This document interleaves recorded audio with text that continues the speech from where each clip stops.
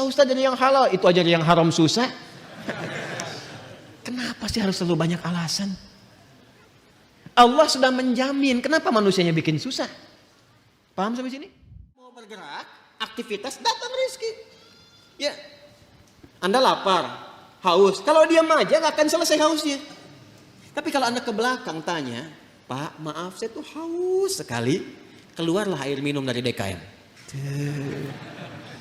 Ya kan? Tapi saya juga lapar, Pak. Emang Bapak nggak bawa makanan ke sini? Enggak, keluarlah kemudian makanan. Jadi kalau kita mau bergerak, ada itu rezeki.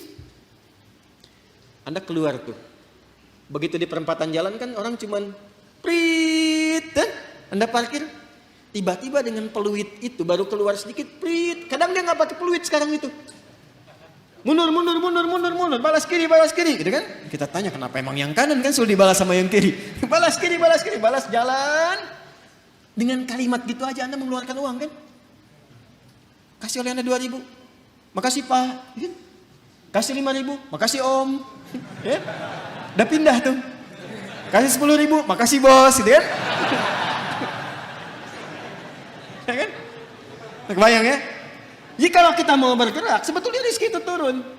Hanya nanti ada yang diakumulasikan, ada yang diberikan seketika. Ada yang sifatnya akumulatif. Sebetulnya hasil ikhtiar Anda hari ini, cuman mungkin diberikannya besok. Pernah nggak Anda cari pekerjaan? Bahasa manusia ditolak di sini, tolak di situ, tolak di sini. Pernah ya begitu ya? Tapi tiba-tiba setelah seminggu, 2 minggu, 1 bulan, Anda mendapatkan pekerjaan yang tawaran gajinya di luar ekspektasi Anda. Pak mau nggak nih ada peluang 9 juta. Ternyata itu hasil ikhtiar Anda dari hari pertama, kedua, ketiga dapatnya itu. Paham sekarang ya? Itu hukum pertama. Jadi nggak bisa mendapatkan rezeki dengan diam. Selalu ada ikhtiar. Tapi jangan sampai ikhtiar itu awas. Ditempuh dengan bentuk yang negatif. Atau didapatkan dengan cara ikhtiar misalnya maaf ya, bukan dalam gerak yang positif. Negatif itu kan bisa maksiat, ya, atau pengertian yang kedua tidak bergerak sehingga sakit. Dengan sakit itu rezeki datang. Paham nggak? Anda nggak minum sampai sakit, tuh kan? Nah begitu sakit, tiba-tiba datang orang nengok, bawa buah, gitu kan? Bawa makanan. Jangan diikhtiarkan dengan sakit untuk mendapatkan itu. Paham? Atau yang kedua dengan cara maksiat. Seseorang menempuh maksiat, menempuh cara yang tidak dibenarkan, yang menimbulkan persoalan. Sesuatu yang menimbulkan persoalan, kemudian persoalan itu bisa diurai sehingga lurus kembali, keadaan yang lurus benar gak ada soalnya, itu disebut dengan halal namanya. Dari kata ahalla yuhillu. Kata ahalla dari kata halla. Orang Arab kalau mengatakan hillul mushkilah artinya, atau hillul ahbal, benang yang kusut bisa diurai lagi. Sehingga dia menjadi lurus. Sesuatu yang lurus yang tidak ada persoalannya disebut dengan halal namanya. Jelas? Nah maka ketika Anda mentempuh mencari rezeki ini, carilah yang lurus-lurus saja. Cari yang lurus, jangan cari sesuatu yang membuat kehidupan Anda jadi kusut. Karena itu segala bentuk pintu yang mengantarkan pada kekusutan hidup, yang memungkinkan Anda menjadikan hidup bermasalah, dilarang oleh Allah. Jangan lakukan ini, jangan kerjakan ini. Lawan dari sesuatu yang lurus, yang larangannya ditampilkan sehingga mencegah kita dari kesulitan disebut haram namanya. Karena itu dihadirkan lawan halal itu dengan haram. Halal pada asalnya menunjuk pada keadaan lurusnya. Sedangkan haram hukum pencegahannya. Saking sayangnya Allah kepada kita, saya inginkan hidupmu itu lurus. Jangan ada masalah. Jangan sampai kamu bapaknya yang korupsi, anaknya yang dibully. Jangan sampai bapaknya yang bermasalah, anaknya yang di sekolah yang diserang oleh teman-temannya. Anak SD diteriaki, bapak kamu koruptor ya, bapak kamu koruptor ya. Apa Anda tega melihat anak Anda bermasalah di sekolahnya? Hanya karena perbuatan bapaknya. Tuh. Maka kata Allah yang lurus-lurus saja. Gak usah menipu, gak usah korupsi, gak usah nyogok, lurus aja. Kan tadi tahu rizkinya sudah ditentukan, gak akan tertukar. Besok meninggal juga kok. Mau meninggal besok? Paham nggak? Paham sampai sini ya? Nah, kalau sudah paham, kalau sudah dapat yang itu, cari yang baik-baik untuk tubuh kita. Tadi jangan sampai mendapatkan sesuatu, betul cara dapatnya halal. Cuman mengonsumsi yang lain yang kira-kira nggak sehat untuk tubuh. Dapat harta dengan halal, beli durian. Duriannya bagus, tapi kalau makan durian 100 biji, kan masalah. Maka idealnya dapatkan dengan cara yang benar, konsumsi dengan cara yang menyehatkan. Cara yang menyehatkan itu bahasa Arabnya thayyib. Dari kata tabba, ya kan? Orang yang berkontribusi membantu supaya sehat disebut tabib. Bahasa kitanya dokter. Maka Allah tegaskan supaya kita nggak banyak nanya lagi, kulu mimma fil ardi halalan thayyib. Itu maksudnya. Halalan thayyibah. Ya. Jadi mencari rezekinya di mana? Halo? Di langit telah ditetapkan rezeki. Diturunkan ke mana? Ke bumi. Maka cara kita berikhtiar, ikhtiarnya di mana? Di bumi. Tapi apakah mungkin mencari rezeki di bumi, semuanya bumi kita kelilingin? Tidak kan? Karena itulah ayatnya mengatakan mimma, singkatan dari min dan ma, di setiap tempat yang mampu engkau pijak. Jadi kalau misalnya Anda merasa nggak ada peluang di sekitaran ini, pindah. Kan Bekasi luas. Itu baru Bekasi. Nggak ada di PTM pindah PJS, nggak ada PJS pindah Greenview, nggak ada di sini pindah Pekayon. Pekayon aja masih luas. Nggak ada di selatan pindah utara. Nggak ada utara pindah timur. Iya kan? Nggak ada di timur pindah dari kota ke kabupaten, Kabupaten Bekasi. Nggak ada di situ, geser pindah Depok. Nggak ada Depok, pindah. Banyak sekali tempat bisa dipijak. Jangan jadikan alasan ketika nggak menemukan di satu tempat Anda berbuat maksiat. Bukan Anda di sana maksudnya ya, ini contoh aja umum. Jangan jadi alasan kalau Anda tidak mendapatkan di satu tempat, jangan jadikan pijakan itu untuk berbuat maksiat. Aduh, udah sekarang susah Ustaz jadi yang halal, itu aja yang haram susah. Kenapa sih harus selalu banyak alasan? Allah sudah menjamin, kenapa manusianya bikin susah? Paham sampai sini? Di dalam bahasa Arab, sukses dan bahagia disebut dengan falah. Jika itu dapat digenggam, maka disebut dengan aflah. Orang yang dapat menggenggam kesuksesan dan kebahagiaan dinamakan dengan muflih. Jamaknya disebut dengan muflihun. Orang-orang yang berada dalam naungan petunjuk Allah Subhanahu wa taala, yang dengan itu ia dibimbing untuk dimudahkan beraktivitas, dilindungi dari berbagai macam gangguan, diberikan petunjuk yang memudahkan mencapai harapan, maka setidaknya mereka berada dalam naungan petunjuk dan kebaikan. Ada hudan. Jika kita gabungkan berada dalam petunjuk, perlindungan yang diberikan oleh Allah, dan orang-orang ini mampu cepat meraih kesuksesan dan kebahagiaan, maka dua bagian ini kalau kita satukan menjadi ulaika ada hudam mir rabbihim wa ulaika humul muflihun.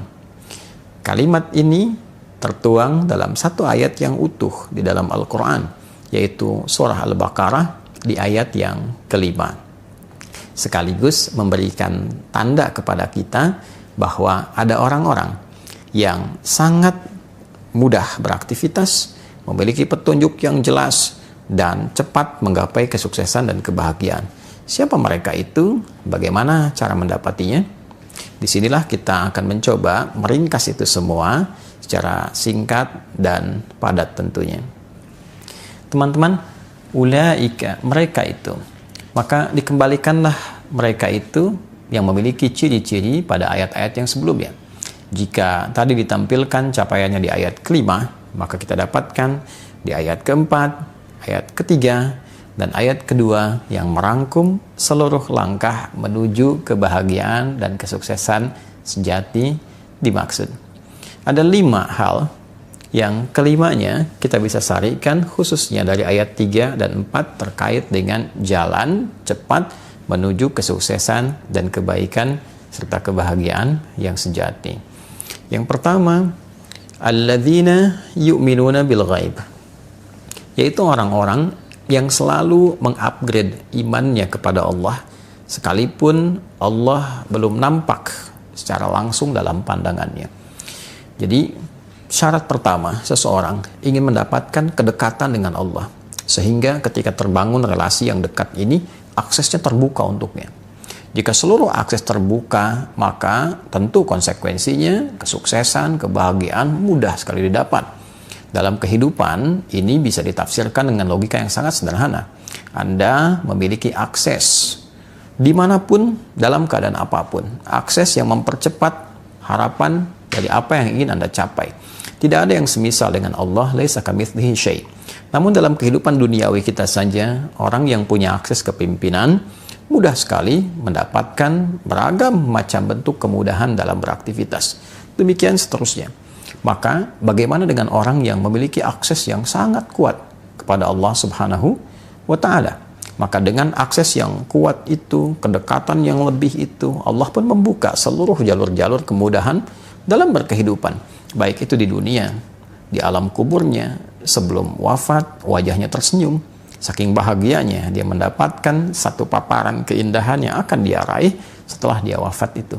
Pun demikian dengan akhirat. Bukan sekedar harapan, tapi dia memahami itu sebagai janji yang pasti yang akan ia peroleh. Maka syarat pertama adalah berusaha untuk terus meningkatkan iman. Tidak sekedar beriman. Ada amanu, telah beriman. Ada yu'minun, selalu meningkatkan kualitas imannya. Selalu mengupgrade keadaan imannya. Maka syarat yang kedua sekaligus juga menjawab dari paparan yang pertama. Bagaimana cara kita meningkatkan iman kita, mengupgrade iman, sehingga dengan itu terbangun satu relasi yang kuat dengan Allah Subhanahu wa Ta'ala. Maka yang kedua, wa yuqimunas shalah. Berupaya menunaikan sholat dengan sempurna, sesuai kemampuan kita.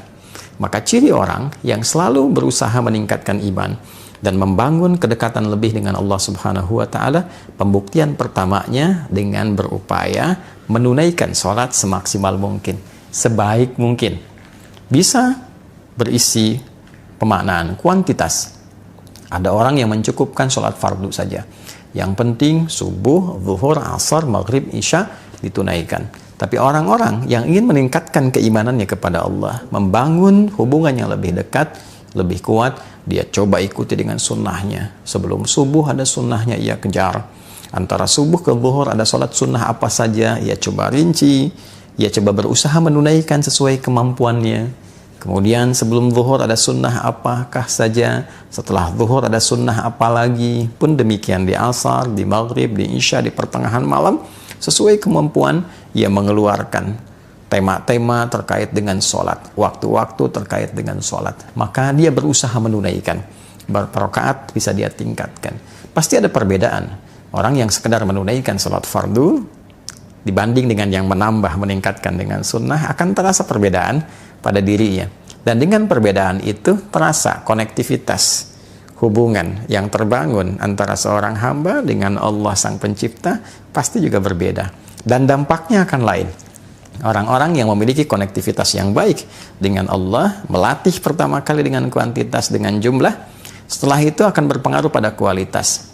Yuqimun bukan sekedar menunaikan, tapi ia merasakan kehusyuan di dalamnya, kenikmatan dalam menunaikan sholat. Maka mulai mencoba memahami mengapa tangannya mengangkat seperti ini, kenapa harus baca Allahu Akbar, apa maknanya Allahu Akbar.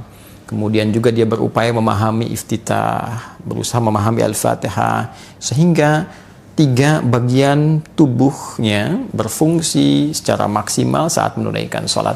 Tangannya bergerak, lisannya bicara, organ tubuh bagian luar. Kemudian pikirannya menerjemahkan, mulai bagian dalam. Intinya nanti rasa hati yang merasakan. Ketika lisannya bicara Allahu Akbar, pikiran menerjemahkan Allah Maha Besar, hati meresapi. Ya Allah, aku berikrar Engkau yang Maha Besar, Maha Agung. Namun dalam keseharian seringkali aku membawa keagungan, keangkuhan, dan itu menjadi hal yang tidak baik. Lalu diresapi, ditaubati, masuk ke iftitah. Allahumma ba'id baini wa baina khatayaya, ataupun wajjahtu dan yang lainnya sebagai bagian dari komitmen untuk memperbaiki diri, menjauhkan dari kekurangan, dari kesalahan, membangun kesolehan dan kebaikan-kebaikan baru. Itu dampaknya sudah sangat luar biasa. Jadi bila itu kita latih akses terbuka, setelah kita mendapatkan akses itu, bagaimana membangun sifat yang ketiga? Wa mimma razaqnahum yunfiqun. Adalah orang-orang yang mampu berbagi kebaikan dirinya dengan meningkatkan kemuliaan sosialnya. Jadi ada amalan sosial. Setelah baik secara individu, ya, secara pribadi, ia bagi kebaikan itu secara komunal, secara sosial. Jadi, satu, meningkatkan keimanan. Dua, melatih itu dengan menunaikan sholat, terkoneksi dengan Allah, dan pancarkan kebaikan personal itu dalam komunitas sosial. Berbagi dengan ilmunya, jika dia punya ilmu. Berbagi dengan materi, jika ia memiliki kelebihan materinya. Berbagi dengan sifat-sifat baik, minimal dengan senyuman. Maka nilai-nilai itu akan mempercepat kebaikan-kebaikan yang mampu ia raih. Kebahagiaan bisa diraih ketika berbagi sifat-sifat kebaikan dengan orang lain, walaupun dengan senyuman yang membahagiakan orang. Basmatuka fi wajhi akhika sedekah. Senyummu yang membahagiakan saudaramu itu bagian dari sedekah, dan itu sifat sosial yang baik. Kemudian ada dengan materi, ada dengan pengetahuan. Maka orang-orang yang menerima pembagian-pembagian nilai kebaikan itu dengan aspek nilai kesalehan sosial tadi, tanpa disadari membuka jaringan, membuka perlindungan yang telah Allah buat sistemnya secara alami, sunnatullah fil kawan, sunnah yang Allah letakkan sebagai hukum berkehidupan yang sifatnya universal. Kemudian yang keempat, tentu untuk melakukan itu semua, meningkatkan iman, menunaikan sholat dengan baik, mengoptimalkan sifat sosial, itu mesti ada panduan. Nggak bisa kita mengerjakan sendiri. Maka kembali kepada panduan berkehidupan. Maka turunlah yang keempat. Walladzina yu'minuna bima unzila ilaik wa ma unzila min qablik. Maka orang-orang ini berupaya menjadikan Al-Quran sebagai pedoman berkehidupan. Allah menyampaikan dengan sangat terang, sangat jelas bahwa Al-Quran ketika diturunkan fungsinya bukan sekedar untuk dibaca, tapi kurikulum kehidupan yang mengantarkan seluruh keadaan hidup kita menuju kebahagiaan dan kesuksesan sejati. Maka kurang lebih 6.236 ayat, 114 surah, 30 juz itu isinya adalah kurikulum kehidupan.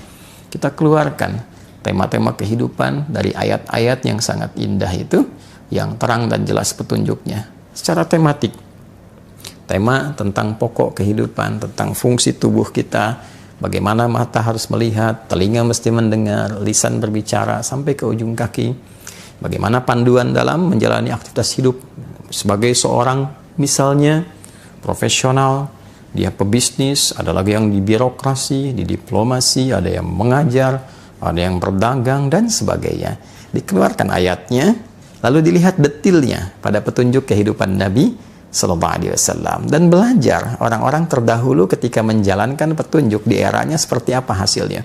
Disempurnakan di era Nabi Muhammad Sallallahu Alaihi Wasallam, diwariskan kurikulumnya sampai sekarang. Al-Qur'annya tidak berubah, dan orang-orang yang menjalani itu setiap generasi didapatkan capaian tertinggi yang membangun peradaban.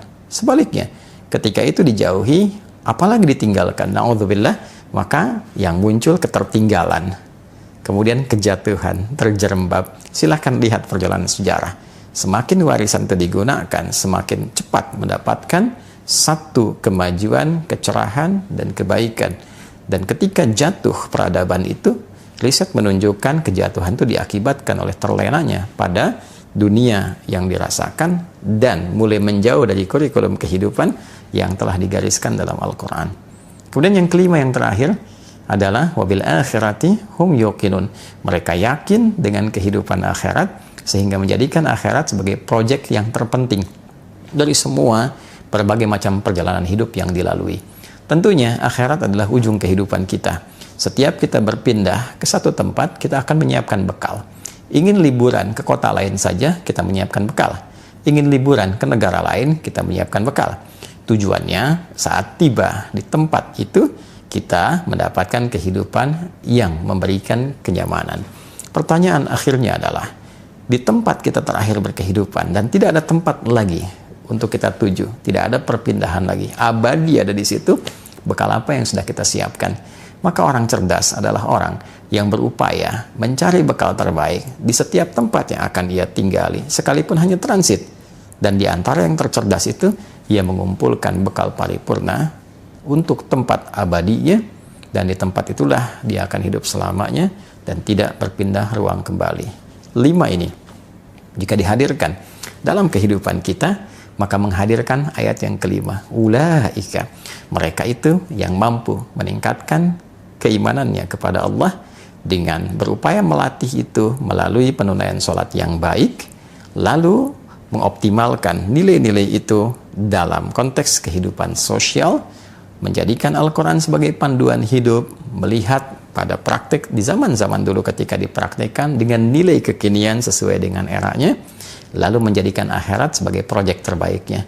Itulah ala hudam mir rabbihim, orang-orang yang akan selalu berada dalam petunjuk Allah sehingga memudahkan ia meraih kebahagiaan, kesuksesan, berada dalam perlindungan, wa ulaika humul muflihun, dan pastilah orang-orang itu akan selalu merasakan kebahagiaan dan kesuksesan yang sejati. 5 hal ini ketika dikerjakan dengan raihan tadi hanya akan mampu dilakukan oleh orang-orang yang disebut dalam Al-Quran sebagai orang-orang bertakwa. Dzalikal kitabu, isi Al-Quran itu yang sangat indah, yang jauh dari gambaran kita, yang punya keagungan yang tinggi, la raiba fi, tidak pernah ada keraguan di dalamnya. Kita mesti yakin, jangan pernah meragukan satu ayat pun, bahkan satu huruf pun di dalam Al-Quran. Maka ketika itu bisa kita yakini dengan optimal, keyakinan itu harus membuat kita mampu untuk menggali pemahaman dalam Al-Quran dan mengoptimalkannya. Maka jadilah ia petunjuk. Siapa yang mampu melakukan itu? Hudal lil muttaqin. Semua kurikulum kebaikan dan petunjuk itu hanya bisa dikerjakan oleh orang-orang yang bertakwa. Maka ketika khatib Jumat mengatakan mari kita tingkatkan takwa, ketika dalam pengajian dibuka dengan peningkatan takwa, sejatinya takwa itu mengantarkan kita pada kebahagiaan dan kesuksesan yang sejati. Wa may yattaqillaha yaj'al lahu makhraja wa yarzuqhu min haitsu la yahtasib. Siapapun yang mampu meningkatkan takwa, maka ia berpeluang mendapatkan beragam solusi dari berbagai macam persoalan kehidupan yang dihadapi, bahkan rizki pun boleh jadi akan mengalir kepadanya dari sisi yang tidak dia duga.